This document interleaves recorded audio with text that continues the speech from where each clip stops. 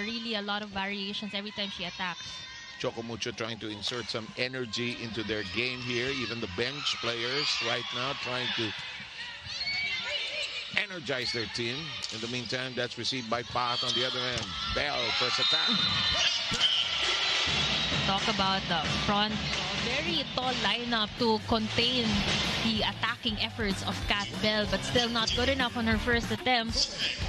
Every time she gets frustrated, no, you know, we can't deny her frustrations kasi nakikita agad talaga sa laro niya. And I think that's been her brand. Pero ito yung maganda, bumabawi naman. I agree with you. Medyo nadidisappoint si Dindin. Bigyan natin ng isa pa.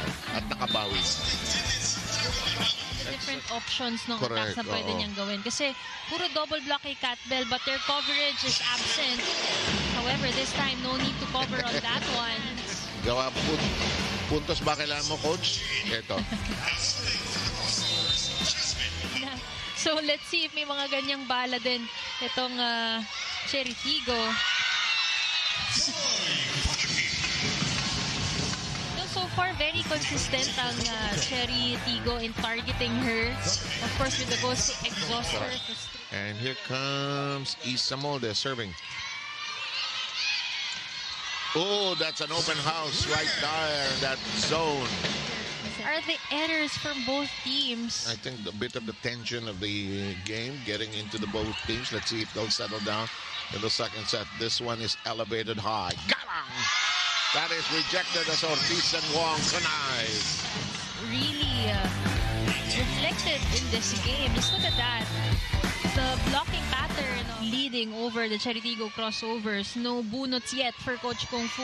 Alam mo, pining for a win itong Choco Mucho because their season has been up, down, and mostly down with 1-4 as their record.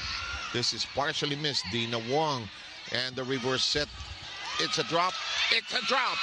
Si Mean Mendres for still making something out of that. Ginawa ng paraan no ha? Samantala timeout si Kung Fu. Ortiz. Iba-ibang generations ng UAAP to ha? Paat from Adamson of course. Mendres from UE. Here's Mendres firing away. Getting it to bite. Ortiz. Iba-ibang generations ng UAAP to ha? Paat from Adamson of course.